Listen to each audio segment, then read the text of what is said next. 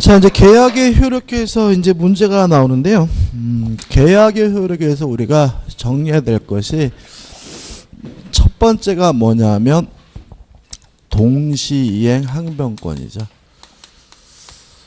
쌍무 계약은 쌍방 모두에게 채무가 있는 것을 말하고요. 이러한 쌍방의 채무는 동시에 이행해야 되는 것이고 네가 안 하면 나도 못하겠다라고 거부할 수 있는데 이게 뭐죠? 동시이행 항변권입니다. 첫 번째, 언제 동시이행 항변권이 인정되느냐? 첫째, 쌍무계약이죠. 그래서 매매나 교환이나 임대차 같은 쌍무계약의 쌍방의 의무는 동시행 관계다. 이걸 베이스로 깔고 하는 거고요. 따라서 매매계약의 효과인 담보 책임도 쌍무계약의 내용이니까 동시이행 관계가 되고요. 세 번째가 중요한데 원상회복이죠. 어떤 이유든지 간에 원상회복해야 되는 관계는 다 뭐죠? 동시이행 관계입니다. 따라서 무효여서 원상회복을 하든 취소여서 원상회복을 하든 해제가 돼서 원상회복을 하든 권리가 소멸이 돼서 원상회복을 하든 원래 상태로 돌아가는 관계는 뭐죠? 동시행 관계다. 이렇게 기억하면 되고, 그 다음에 네 번째로 변제죠. 돈을 갚는 것과 영수증을 받는 것은 동시이행 관계입니다. 따라서 돈을 갚으러 갔더니 영수증 안 주면 돈 못 갚겠다라고 거부할 수가 있고요. 여기서 이제 중요한 게 나오는데 동시행 관계가 아닌 것들을 기억해 두셔야 되죠. 첫째, 변제와 차용증, 채권 증서를 반환받는 관계는 동시이행 관계가 아니고요. 시험에 가장 많이 나오는 거죠. 변제와 담보를 말소하는 것은 동시이행 관계가 아니다. 따라서 먼저 돈을 갚고 나중에 담보를 말소하는 거고요. 그 다음에 세 번째, 주택임대차보호법 내용이죠. 임차권, 등기, 명령제도에 따른 임차권 등기의 말소는 동시이행 관계가 아니다. 따라서 먼저 보증금을 반환하고 변제하고 나중에 임차권 등기를 말소하게 됩니다. 꼭 기억해 두셔야 되고, 그 다음에 이제 두 번째 문제가 되는 것은 동시항변권의 효과입니다. 일단 동시이행 항변권이 인정된다면 이행지체가 아닙니다. 따라서 이행지체가 아니기 때문에 이행지체를 이유로 채무불이행을 이유로 계약을 해지할 수가 없어요. 따라서 동시에 이행 항변권을 소멸시키기 위한 이행 또는 이행의 제공이 있어야 비로소 이행지체가 되고요. 비로소 이행지체 채무불이행을 이유로 계약을 해지하는 것이 가능한데, 이러한 동시이행 항변권을 소멸시키기 위한 이행 또는 이행의 제공은 한 번 한 것만으로는 부족하고요. 계속되어야 한다는 거 꼭 기억해 두시기 바랍니다. 그다음 마지막으로 정리할 것은 뭐냐면 선이행 의무자죠.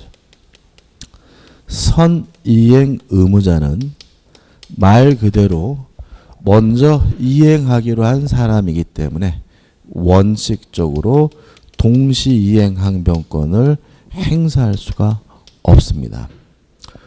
다만 예외적으로 선이행 의무자도 동시이행 항변권을 행사할 수 있는 경우가 있는데 언제냐?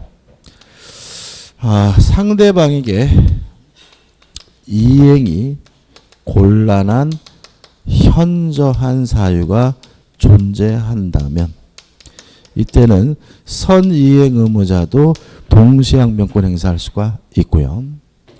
두 번째가 중요하죠.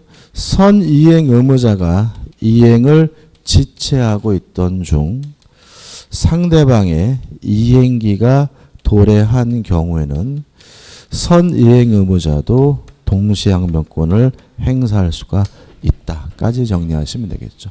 이 정도가 동시항변권을 풀기 위한 최소한도죠. 그 다음에 두 번째 정리해야 될 것은 뭐냐면 위험부담입니다. 이거 깔끔하게 정리해야 되는데 후발적 불능이죠.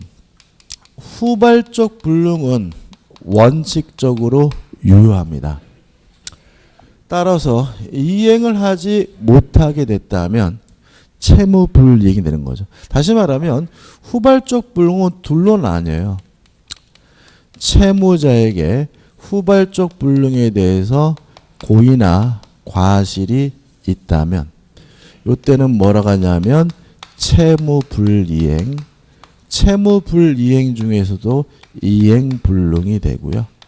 조금 이따 또 정리하겠지만 이때는 최고 없이 바로 계약을 해지할 수가 있습니다. 근데 채무자에게 후발적 불능에 대해서 아무런 고의도 과실도 없을 때는 이때 뭐가 되죠? 위험 부담 문제가 되죠. 따라서 위험 부담이다. 후발적 불능이고 채무자에게 고의도 과실도 없을 때 누가 책임을 부담하느냐 문제고요. 위험은 원칙적으로 누가 부담하냐면 채무자가 부담합니다. 일반적인 매매계약에서 채무자는 누가 되냐면 매도인이 된다는 거 항상 주의하셔야 되고요. 그 다음에 채무자가 부담한다는 말은 결국은 뭐가 되냐면 쌍방 모두 이행할 필요가 없다는 얘기죠. 따라서 이행한 것이 있다면 이행할 필요가 없는 것이니까 부당이득으로서 반환을 받게 되고요. 또 이행한 것이 돌려받기가 어렵다면 그때는 대상 청구권이 인정될 수 있다는 거 꼭 기억해 두시면 되겠죠. 다만 항상 채무자가 위험을 부담하는 것은 아니고 예외적으로 위험을 채권자, 매수인이 부담하는 경우도 있는데 채권자, 매수인이 부담한다는 것은 결국은 후발적 불능인데도 불구하고 매수인은 대금을 여전히 지급해야 된다는 의미가 되고요. 다만 이 경우에는 이익 상환 의무가 발생할 수가 있다는 거 주의하시기 바라고요. 그럼 언제 그 위험을 부담하느냐? 첫째, 후발적 불능에 대해서 채권자, 매수인에게 고의나 과실이 있다면 위험은 채권자가 부담하고요. 두 번째, 채권자가 수령지체 중에 후발적 불능이 된 경우에도 위험은 채권자가 부담하게 됩니다. 왜 채권자가 수령지체 중에 후발적 불능이 되면 위험을 채권자가 부담하냐면요. 매매 계약 후 인도 전에는 위험을 채무자인 매도인이 그 위험을 부담하지만 인도 후에는 위험을 채권자인 누가 부담하냐면 매수인이 부담하거든요. 따라서 만약에 정상적으로 인도가 이루어졌다면 어차피 매수인, 채권자가 그 위험을 부담할 문제였기 때문에 수령지체 중에 후발적 불능이 된 경우에도 위험을 채권자가 부담하게 됨을 잊지 마시기 바랍니다. 이 정도죠, 그죠? 이 두 가지가 일단 문제를 풀어볼 겁니다. 자, 그럼 교재 보죠. 1번입니다. 계약의 효력에 관한 다음 기술 중 맞는 것은 1번. 민법이 동시이행의 항변권을 인정하는 취지는 쌍무계약의 당사자에게 상대방의 권리의 존재를 부인하는 기회를 주기 위해서다. X입니다.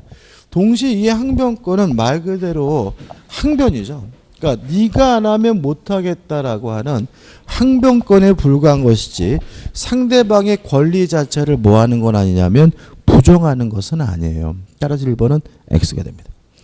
2번 이행기가 서로 다른 경우 선이행 의무자는 상대방의 이행기가 도래하기 전까지는 언제나 동시이행 항변권을 행사할 수 없다. X죠. 선이행 의무자는 원칙적으로 동시이행 항변권을 행사할 수가 없지만 상대방에게 이행이 곤란한 현저한 사유가 존재한다면 동시이행 항변권을 행사할 수 있으므로 2번도 뭐죠? X가 되는 거죠. 3번 위험부담에 관하여 우리 민법은 채권자주의를 취하고 있다. X입니다. 우리 민법은 원칙적으로 누가 위험을 부담하죠? 채무자가 부담하도록 규정하고 있죠. 4번 계약에 의하여 당사자 일방이 계약 당사자가 아닌 제3자에게 채무를 이행하기로 약정한 경우 이걸 우리가 제3자를 위한 계약이라고 하고 좀 이따 정리할 거고요. 그 제3자가 채무자에게 직접 그 이행을 청구할 수 있다. O 맞는 질문이고요. 답은 뭐죠? 4번입니다. 5번 채권 양도, 채무 인수, 상속 등으로 당사자가 변경된 경우에는 말 그대로 당사자가 변경된 경우니까 동시항변권이 인정이 되겠죠. 5번은 X입니다. 넘기셔가지고 2번이죠. 자, 틀린 것을 찾습니다. 1번 동시이행 항변권이 붙은 채권을 자동채권으로 상계할 수 없다. O 맞는 질문입니다.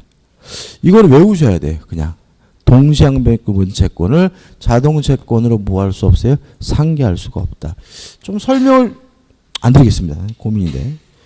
2번.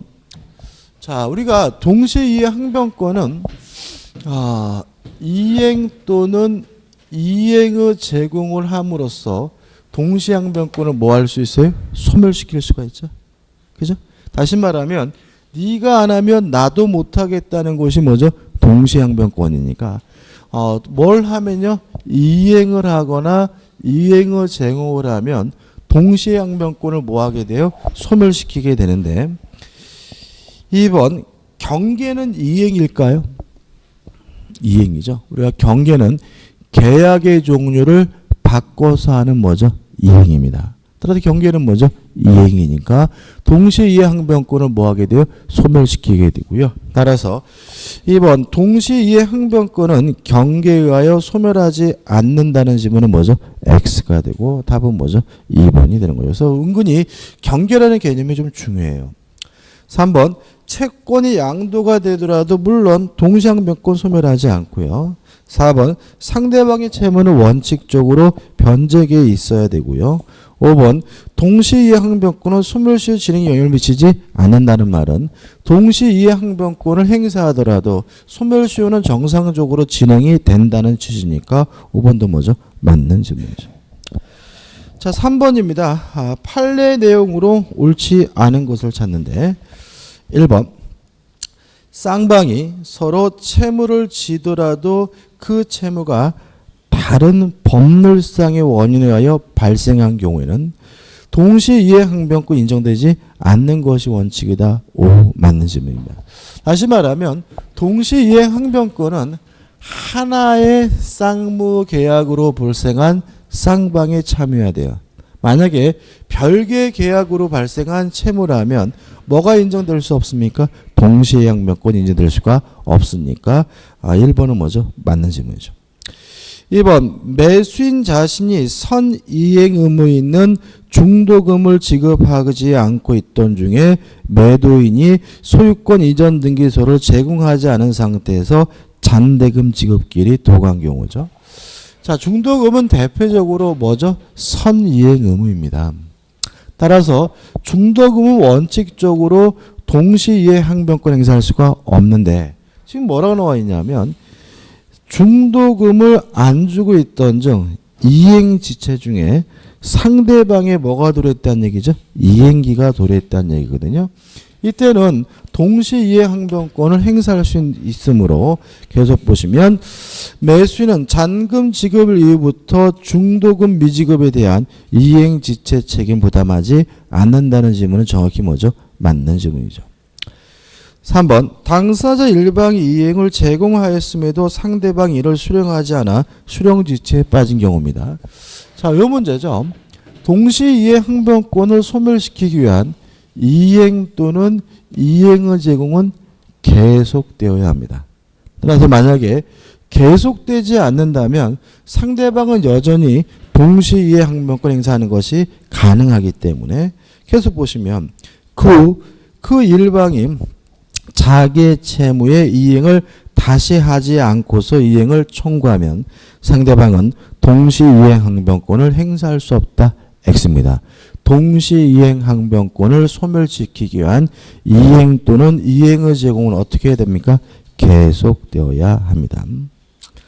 4번 부동산 매매 계약이 해제된 경우 매도인이 매매 대금을 반환함에 있어서는 매도인, 매수인의 상호 의무 간에 동시 이행관계 유무와 상관없이 매매 대금을 수령한 날로부터 계산한 법정 이자를 부과하여 지급하여야 한다. 맞습니다. 좀 이따 하겠지만 해제된 후에 원상 회복을 해야 되고요. 원상 회복해야 될 것이 금전이면 반드시 이자를 붙이게 됩니다. 5번 계약이 무효 또는 취소된 경우에 당사자 상호 간의 반환 의무는 대표적인 뭐죠? 원상 회복이죠. 무효가 되든 취소가 되든 원상 회복해야 되는 관계는 동시 이행 관계이기 때문에 5번은 뭐죠? 맞는 질문이죠. 6번입니다. 민법이 명문으로 동시항변권을 인정하지 않는 경우에 해당되지 않는 경우인데 조심할 것은 1, 2, 3, 4, 5번 다 동시이행 관계입니다. 다. 다만 2번, 3번, 4번, 5번은 민법의 명문으로 규정되어 있고요. 1번의 경우에만 민법에 규정이 없어요. 그냥 해석상 인정되는 거기 때문에 답은 뭐죠? 1번이 돼. 요 4번 문제는 중요하지 않습니다. 이런 거 절대 내지 않아요. 그죠? 조심하시니까 우리는 동시항변권이 인정되느냐 안 되느냐까지만 기억하면 되고요. 민법에 규정이 있는지 없는지까지 고려할 필요는 없다는 거 유의하시기 바랍니다. 5번 문제입니다. 틀린 것을 찾는데요. 1번 동시이행의 항변권은 쌍무계약을 체결한 당사자의 하나에 인정된다. X입니다. 당사자의 하나지는 않아요. 예를 들어 가지고 채권 채무 관계가 넘어가거나 또는 당사자가 변경되거나 또는 상속이 되거나 그러면 그 사람들에게도 인정이 되거든요. 따라서 계약을 체결한 당사자 하나에 인정된다는 질문은 X고요. 답은 1번이죠. 2번 변제와 영수증을 교부하는 것은 동시항변권이고 3번 동시항변권은 연기적 항변권에 불과하고요. 4번 상대방의 채무는 원칙적으로 변제기에 있어야 되고 5번 공평의 원리와 신우성실의 원칙에 근거하는 원칙이죠. 5번이 2번이요? 아 그러네. 변제와 영수증의 교부는 동시에 이거 틀렸네. 그죠? 변제와 영수증의 교부는 뭐죠? 동시행관계입니다. 다시 한번 볼까요?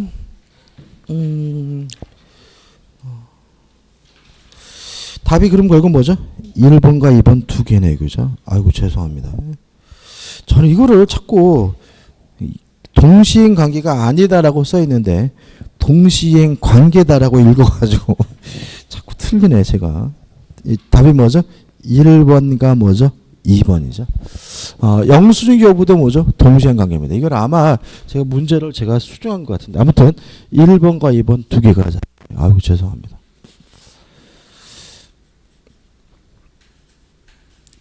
이번에도 또 발견 못했네. 그죠? 6번 문제입니다.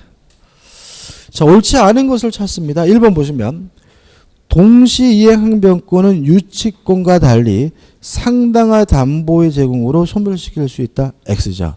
다시 말하면 시킬 수 있는 것은 오히려 뭐가 그런 거죠? 유치권이 그런 거고요. 동시항변권은 그런 제도가 없습니다. 답은 뭐죠? 1번이고.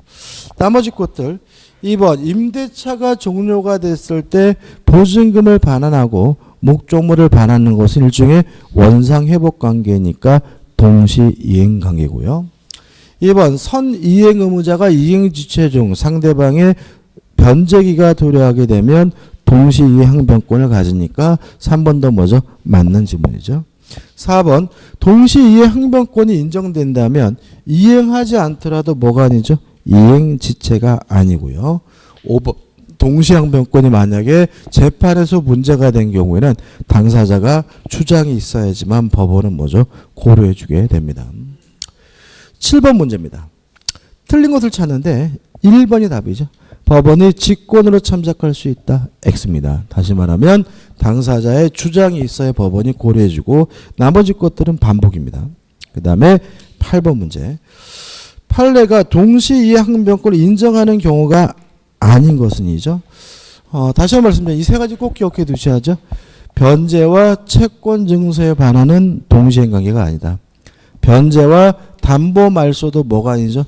동시행관계가 아니고 변제와 임차권 등기 명령제도에 따른 임차권 등기 말소는 동시행관계 꼭 기억해 두셔야 되고요. 따라서 4번을 보시면 특정 채무의 담보를 위하여 격려된 채권자 명의의 소유권 이전 등기죠. 이거 우리가 뭐라 그러죠? 양도담보라고 하죠. 그러면 변제와 담보 말소는 뭐가 아닙니까? 동시행관계가 아니기 때문에 답은 뭐죠? 4번이 되고요. 그래서 여기서 우리가 담보는 뭐 가등기 담보든 양도담보든 뭐 매도담보든 뭐든 따지잖아요. 그래서 변제와 담보를 말소하는 것은 뭐가 아닙니까? 동시행관계가 아니라는 거 주의하셔야 되겠죠. 넘기셔가지고 9번이죠. 유치권과 동시이해 항변권에 관한 설명으로 옳은 것을 모두 고른 것은 기억. 유치권과 동시이해 항변권을 점유를 성립요건으로 한다. X죠. 점유해야 되는 거는 뭐만 그런 거예요? 유치권만 그러고요. 동시이해 항변권은 그거와 상관이 없는 거죠. 니은번.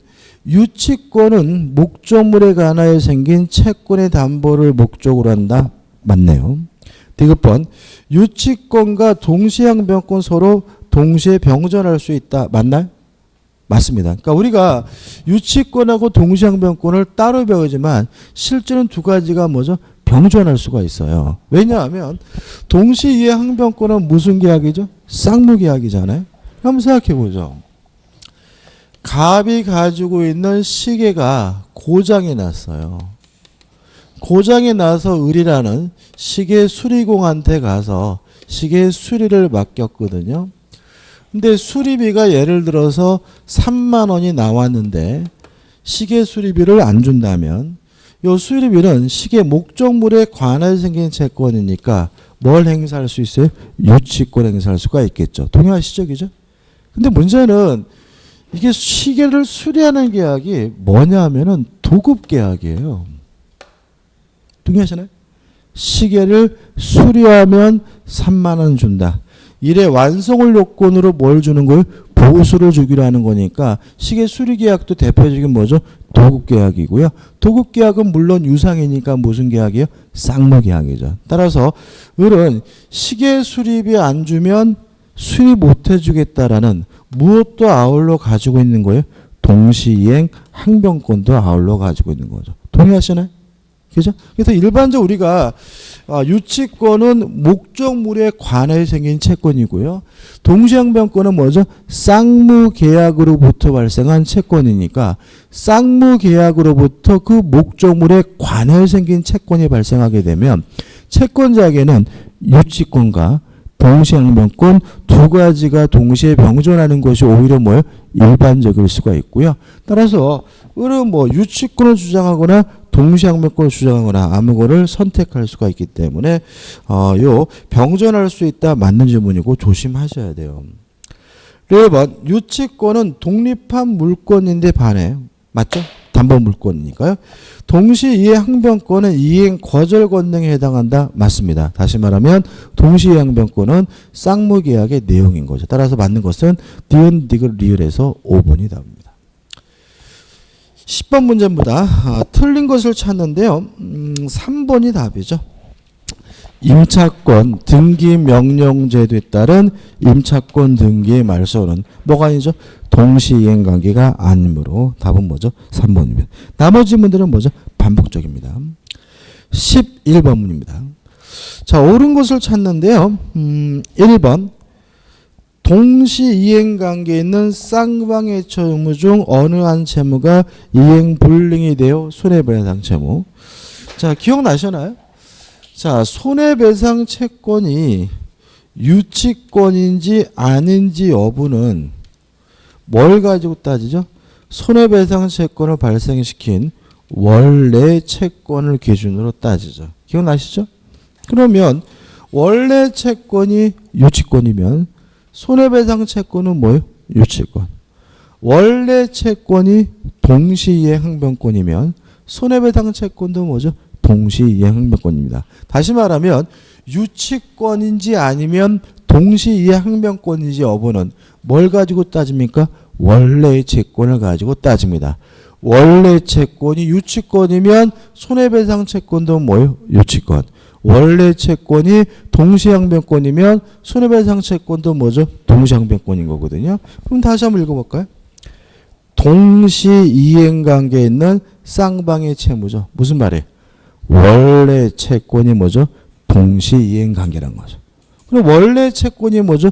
동시이행관계니까 어느 한 채무가 이행불능이 되어 손해배상 채무로 바뀌는 경우 동시이행항변권은 소멸한다는 지문은 뭐죠? X입니다. 원래 채권이 동시항변권이면 손해배상 채권도 뭐가 되죠? 동시이행관계가 됩니다. 2번 임대차 종료 후 보증금을 반환받지 못한 임차인이 동시이행의 항변권에 기하여 임차 목적물을 점유하는 경우 물론 동시이행 항변권이 있다면 적법한 점유겠죠.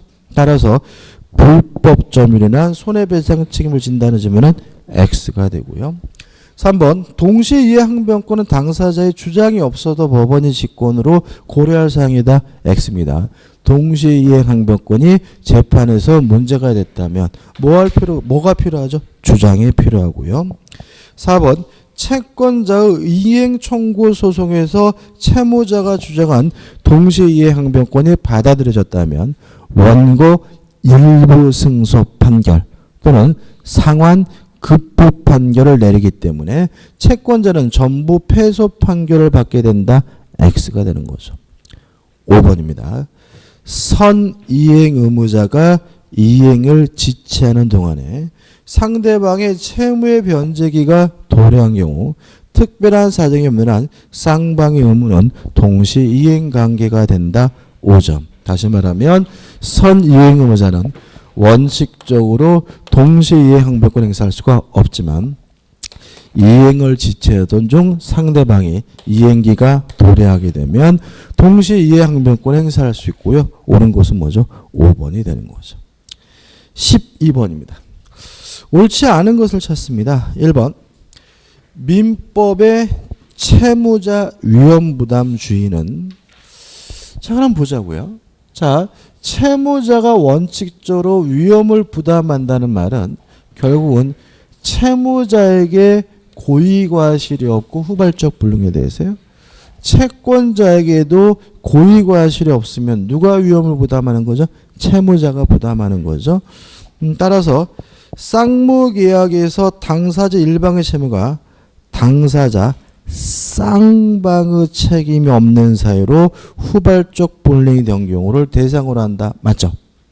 그죠? 다시 말하면 채무자에게 고의과실이 없으면 위험부담 문제고 채권자에게 고의과실이 있으면 누가 위험부담해요? 채권자가 부담하니까 결국 원칙적으로 채무자가 그 위험을 부담한다는 말은 채무자에게도 채권자, 쌍방 모두에게 뭐가 없는 거죠? 고의나 과실이 없는 경우를 의미하는 거니까 1번은 뭐죠? 맞는 질문이죠. 2번 종료 채권에는 특정 전에는 위험부담 문제가 발생하지 않는다. 맞아요. 자, 왜 그러냐면 위험부담은 후발적 불능에 관한 문제거든요. 종료 채권이 특정 전이면은 불능 문제가 발생하지 않아요. 예를 들어 가지고 소나타 자동차 한 대. 근데 그 자동차가 불탔다. 다른 차로 줘야 되는 거죠. 동의하시나요? 그죠? 다른 차로 줘야 되는 겁니다. 불가능한 문제가 아닙니다. 그죠? 따라서 1, 2번도 뭐죠? 맞는 질문이고 3번 주택의 매도인이 잔금을 받기 전에 미리 소유권 이전 등기 및 인도를 하여 주었는데까지 끊어볼게요. 자, 인도 전에는 원칙에 따라서 매도인 누가 위험을 부담해요? 채무자가 위험을 부담하지만 인도 후에는 채권자인 누가 위험을 부담합니까? 매수인이 위험을 부담하죠. 문제도 명백히 뭐라고 했습니까? 등기 및 인도를 하여 주었죠. 그럼 이제는 채권자인 누가 위험을 부담합니까? 매수인이 그 위험을 부담하는 것이므로 그 옆집에 화재가 나서 연소가 된 경우 매도인은 매수인에게 잔금을 청구할 수 있다. 매수인은 대금을 지급해야 된다. 오 맞는 지문이 되는 거죠. 넘기셔가지고 4번입니다.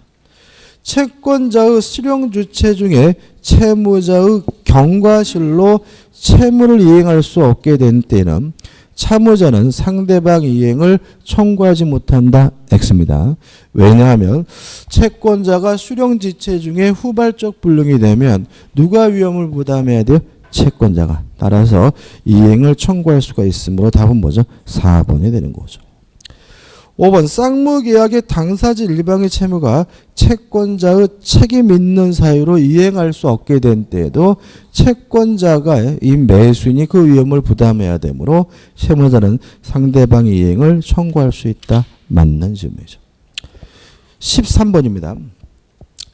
특정한 건물을 갑이 을에게 매도하는 계약을 맺었는데 이 건물에 병이 방화하여 소실됐어요. 그러면 채무자에게도 아무런 고의과실이 없고 채권자에게도 고의과실이 없는 거죠. 누가 불 주는 거죠? 병이. 따라서 위험은 누가 부담합니까? 채무자가 부담하고요. 위험을 채무자가 부담한다는 말은 무슨 뜻이죠?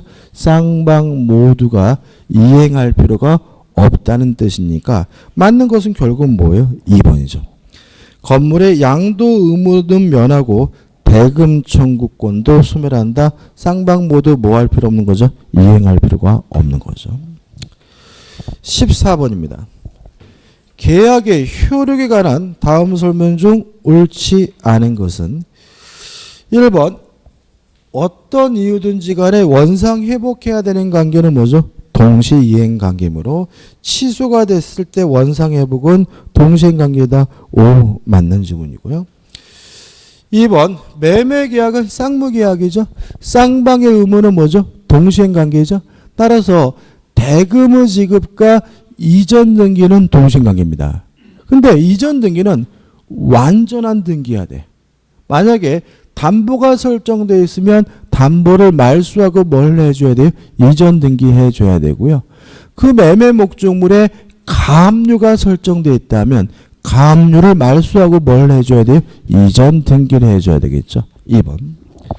가압류 등기 등이 있는 부동산의 매매 계약에 있어서는 특별한 사정이 없는 한 매도인의 소유권 이전 등기 의무와 아울러 가압류 등기의 말소 의무는 매수인의 대금 지급 의무와 동시 이행 관계에 있다. 오 맞는 질문이고요.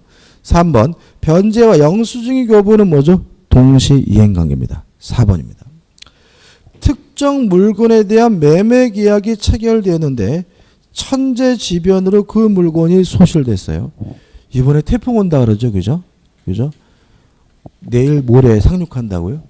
아 근데 내일 모레 또 부산이 수업이어가지고 부산 또 태풍 올 때 또 부산을 가서 좀 찜찜하긴 한데 아무 탈 없이 그냥 지나갔으면 좋겠네. 태풍 진짜 오래간만에 오는 거죠, 그죠?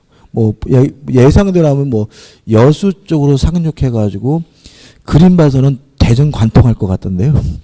대전을 뭐죠? 관통을 해서 속초 쪽으로 빠져나간다고 하는 거 보니까 아우 이번에 피해가 뭐 어마어마하게 많을 것 같은데 2002년도에도 여기 지나갔었죠. 기억나세요? 2002년도 그 월드 이 대전 쪽으로 지나갔어요. 그래가지고 제가 지금도 기억나는데 그날 제가 수업이 대전에서 수업했어요. 그때 제가 2002년도 처음 강의를 시작했거든요. 그래가지고 이제 막 그 살면서 태풍이 위로 지나가는 게 또 색다른 경험이어가지고 아싸 어떤 분일까 했는데 별 피해 없이 지나갔어요. 저는 이런 얘기하면 욕할지 모르겠는데 제가 한 번은 또 제가 좀 약간 또 뚫기가 좀 있어요. 제가 이제 뉴스를 보는데 그 태풍이 목포로 상륙한다는 거예요. 근데 그날 수업이 없었거든요. 다음날 수업이 없었어요. 그래서 제가 그 바다에 상륙하는 태풍을 보고 싶어서 제가. 그래가지고 한 번도 그 바다에 상륙하는 태풍을 본 적이 없어서 10시 반에 수업 끝나고 차를 몰고요. 목포로 갔어요. 목포로 가가지고 그 바다가 보이는 또 호텔을 또 제가 투숙을 하고 이제 그 새벽에 상륙한다는 거 다음날. 그래가지고 이제 바다가 보이는 호텔에 투숙을 하고 또 알람 맞춰놓고 자고 이제 새벽 6시 정도에 지나간대. 그래서 5시 일어나서 바닷가에 갔어요. 태풍이 지나가길래. 갔더니 아무도 없고 딱 한 가지가 있더라고요. YTN 뉴스 카메라가 하나 있더라고요. 그래가지고 이제 YTN 뉴스 카메라 그 아저씨하고 저하고 둘이서 이제 태풍이 오고면을 기다리는데 안 왔어요. 그러면 지나쳐가지고 군산 쪽으로 이렇게 갔대요. 그래가지고 결국 못 봤어요. 그 YTN 카메라 아저씨도 그냥 헛수고하고 저도 그냥 헛수고하고 그랬던 기억이 나요. 제가 그런 얘기 했더니 갑자기 또 여수를 가봐야 되는 게 아닌가. 한번 보고 싶어요. 막 파도 치는 게. 그러다 뒤지면 또 할 수 없죠. 뭐하러 얘기를 했죠? 천리지방규죠. 4번.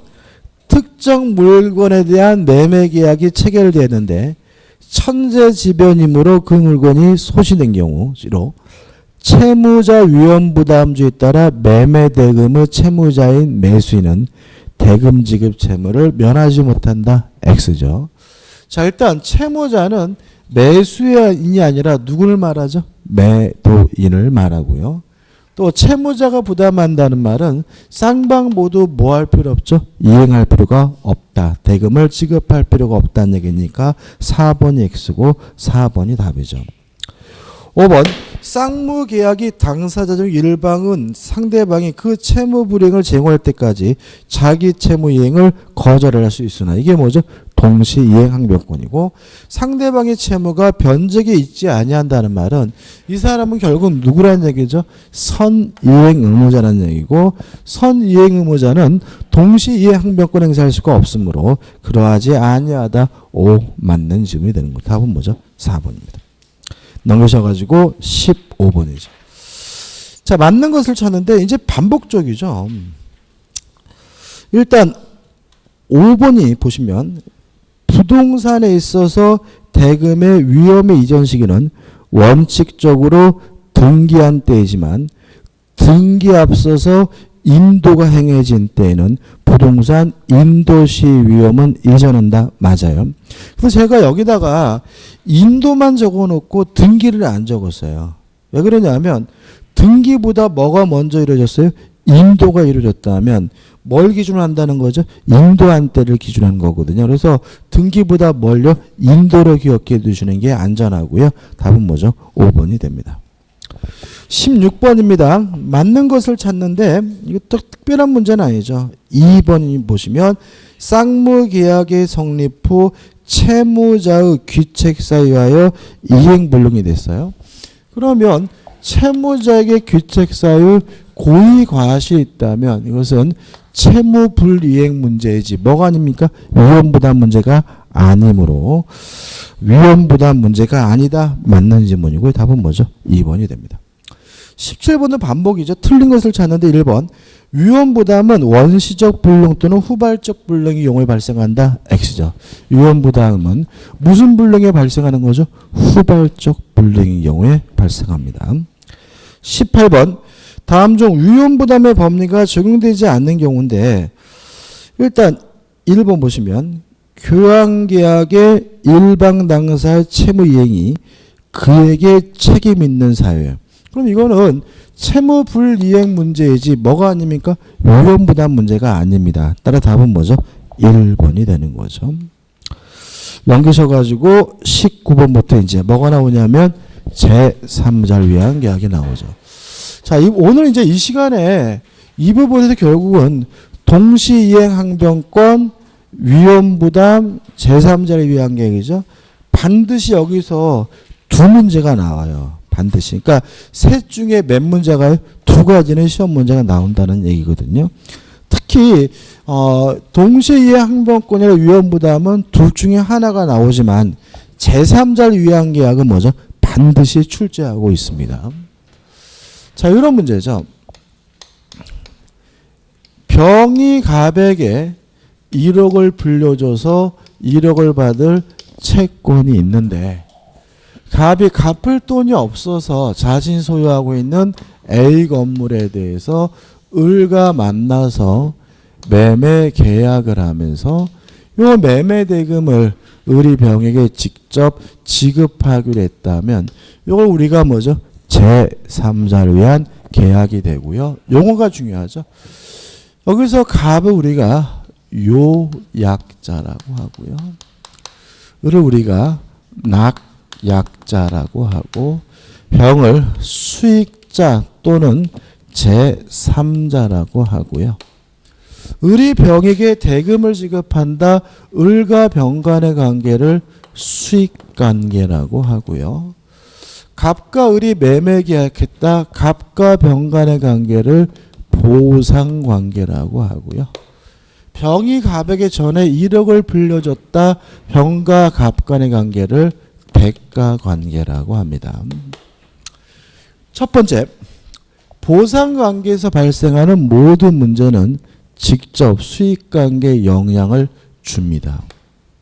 따라서 매매가 무효 취소 해제가 되면 을은 병에게 대금을 지급하지 않는데 유의하실 것은 병은 보호의 대상으로서 제3자가 아니란 점이죠. 자, 왜냐하면 제3자가 되려면 새로 와야 되잖아요. 다시 말하면 병은 갑과 을 간의 매매 계약에 처음부터 포함되어 있던 사람이기 때문에 새롭지 않아서 뭐가 아니죠? 제3자가 아닙니다. 따라서 보호의 대상으로서 제3자가 아니므로 선이라 하더라도 뭐 받지 못해요? 보호받지 못합니다. 예를 들어서 갑과 을 간의 매매가 통정허위 표시여서 무효면 을은 병에게 매매 대금을 안 줍니다. 병이 뭐라 하더라도요? 선이라 하더라도요. 이에 반해서 대가관계는 수익관계에 아무런 영향을 주지 않습니다. 따라서 병이 갑에게 전에 빌려준 돈이 무효였다. 이미 갑이 병에게 돈을 갚았다. 그렇다 하더라도 을은 계약의 내용에 따라서 병에게 직접 1억 원을 뭐 하면 돼요? 지급하면 되고요. 대가관계는 수익관계에 아무런 영향을 주지 않는다는 거 잊지 마셔야 됩니다. 그 다음 내용이죠. 수익자가 돈을 받겠다라는 수익의 의사를 표시하게 되면 수익자인 병은 첫째, 을에게 직접 돈을 달라고 이행을 청구하는 것이 가능하게 되고요. 만약에 을이 병에게 제때 돈을 주지 않아서 손해가 발생했다면 손해배상을 청구하는 것도 가능합니다. 근데 여기서 조심할 것은 세 번째인데 병은 계약의 당사자가 아닙니다. 이 매매 계약은 갑과 을이 한 것이지 병이 한 것은 아닙니다. 따라서 병 스스로 갑과 을 간의 매매 계약을 해제할 수도 없고요. 취소할 수도 없다는 거 잊지 마시고요. 또 병은 계약의 당사자가 아니기 때문에 원상회복 의무도 발생하지 않습니다.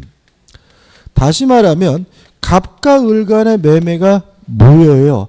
해제가 됐어요. 그러면 원상회복은 계약의 당사자인 갑과 을이 할 문제지 병이 원상회복의 의무를 부담하지 않는다는 것도 꼭 기억해 두시기 바랍니다. 그 다음에 수익의 의사표시를 한 후에는요. 이제 갑과 을은 임의적으로 계약의 내용을 변경시킬 수가 없습니다. 임의적으로 병의 권리를 소멸시킬 수가 없습니다. 임의적으로 변경하지 못한다는 말은 합의 변경하지 못한다는 얘기입니다. 임의적으로 소멸시키지 못한다는 말은 합의 해제할 수가 없다는 거 주의하시기 바랍니다. 무슨 말 이해되시나요? 자, 이런 얘기죠. 갑과 을 간의 매매가 사기였다는 이유로 갑이 을과의 매매 계약을 취소하려고 할 때는 수익의 의사표시란 외에도 갑은 취소할 수 있어요. 왜요? 사기에 의한 취소는 뭐가 아니에요? 임의적인 것이 아니니까. 합의 해제가 아니니까. 또 만약에 갑이 을에게 채무를 이행하지 않아서 을이 갑과의 계약을 해제하고자 할 때도 병이 수익의 의사표시를 한 후에도 을은 갑과 매매 계약을 채무불이행을 이유로 해제하는 것은 가능해요. 왜냐하면 채무불이행으로 인한 해제는 뭐가 아니죠? 임의적으로 소멸을 시킨다. 뭐가 아닙니까? 합의해제가 아니라는 거 좀 주의하시기 바랍니다. 이해되시죠? 부정적 아우라가 이렇게 저한테 전달되죠. 그러니까 임의적이라는 말은 당사자 의사에 의한 거란 얘기잖아요. 근데 채무불이행을 위한 계약의 해제는 법정 해제죠. 임의적인 것이 아닙니다. 따라서 계약 해제는 수익의 의사표시를 한 후에도 할 수 있는 거예요. 결국은 뭘 못한다는 거죠? 합의 해제. 합의 변경을 못한다는 얘기니까 주의하시기 바랍니다. 끝입니다. 19번입니다. 제3자를 위한 계약에 대한 설명 중 맞는 것은 1번 제3자의 수익의 의사표시는 계약의 성립요건이다. X죠. 갑과 을 간의 매매 계약은 갑과 을 간의 청약과 승낙, 의사의 합치만으로 성립하는 거고요. 수익의 의사표시가 이 매매 계약의 뭐는 아니죠? 성립요건은 아니죠. 2번 낙약자는 계약의 권리에 대하여 이 권리에 발생시킨 계약의 무효, 취소의 효과를 주장할 수 없다. X죠. 무효가 되거나 취소가 되면 효과를 당연히 주장할 수가 있고요.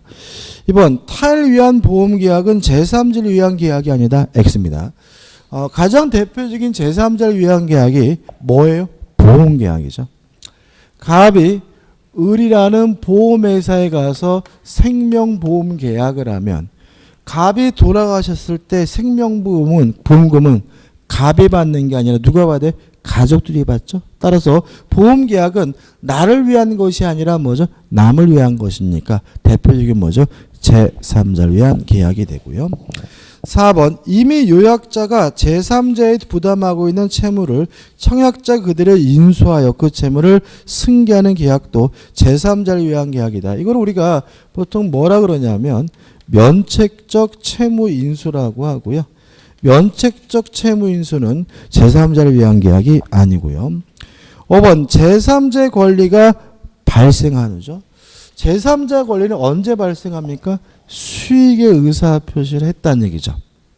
그럼 수익의 의사표시를 한 후에는 임의적으로 계약의 내용을 뭐 할 수 없어요? 변경할 수가 없으므로 당사자는 이를 변경하지 못한다는 지문은 O 맞는 지문이고요. 답은 뭐죠? 5번이 되는 거죠.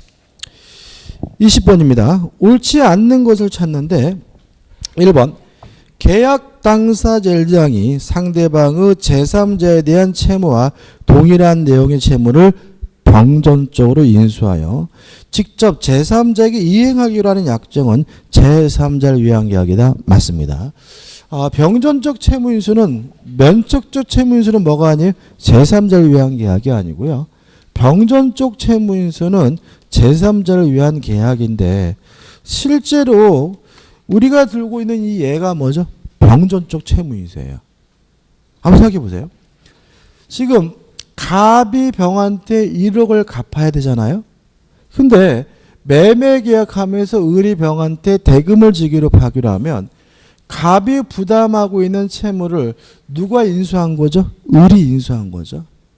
특징은 을이 만약에 돈을 못 주면 여전히 병원 갑에게 1억 달라고 뭐 할 수 있어요? 요구할 수가 있잖아요. 다시 말하면 갑에서 을로 채무가 인수됐지만 갑의 채무가 뭐 되는 건 아니에요? 면제되는 것은 아니고요. 병의 입장에서는 을에게도 채무 이행을 요구할 수도 있고 갑에게도 여전히 뭐 할 수 있어요? 채무를 요구할 수 있으니까 대표적인 뭐죠? 병전적 채무인수입니다. 그래서 우리가 병전적 채무인수가 뭐죠? 제3자를 위한 계약인데 우리가 수업 시간에 하는 흔한 이 예가 결국 뭘 말한다고요? 병전적 채무인수를 말한다는 거 기억해 두시면 됩니다.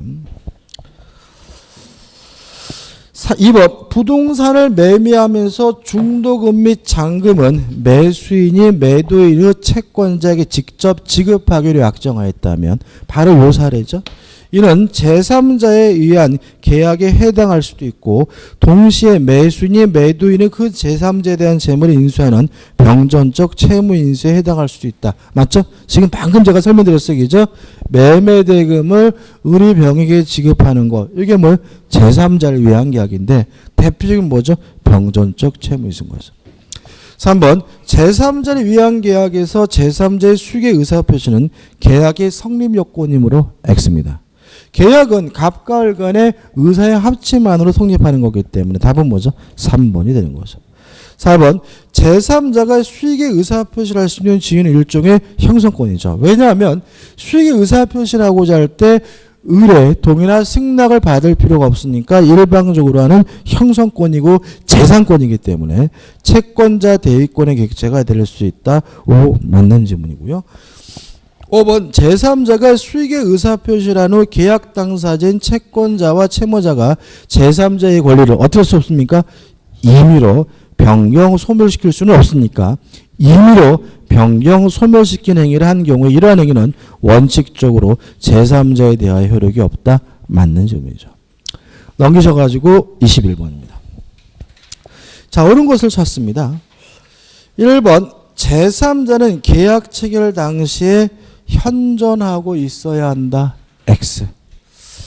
보험 계약을 생각하면 쉬워요. 보험 계약을 하면 자신의 아들이 받을 예정이에요. 물론 아들이 태어나기 전에도 뭐 할 수 있는 거죠? 보험 계약은 할 수 있는 거죠. 동의하시나요? 따라서 제3자가 현존하고 있어야 된다. X고요. 2번 요약자의 채무 불이행을 이유로 제3자는 요약자의 낙약자의 계약을 해지할 수 있다. X죠. 제3자는 계약의 당사자가 아니므로 스스로 뭐 할 수 없죠? 해제할 수가 없고요. 3번 낙약자는 동시 요약자의 계약에 의한 동시이해 항변으로 제3자에게 대항할 수 없다. X고요. 4번 제3자의 수익의 의사표시에 특별한 사정이 없는 한 계약 당사자의 합의로 다른 말로 하면 임의적으로 제3자의 권리를 변경시킬 수 없다. 맞는 질문이고 답은 뭐죠? 4번이 되는 거죠. 5번 낙약자가 상당한 기간을 정하여 제3자에게 수익료 확답을 최고하였음에도 그 기간 내에 확답을 받지 못한 때에는 제3자가 수익의 의사표시를 한 것으로 보는 것이 아니라 뭐죠?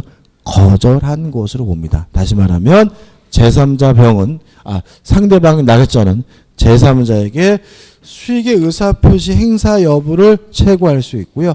최고 기간 내에 확답을 안 하면 수익의 의사를 뭐죠? 거절하는 것으로 간주가 되기 때문에 5번도 뭐죠? X죠. 사례 문제가 나오는데요. 시간이 좀 부족하네요. 그죠? 좀 쉬었다가 풀 거고요. 일단 지우지 마십시오.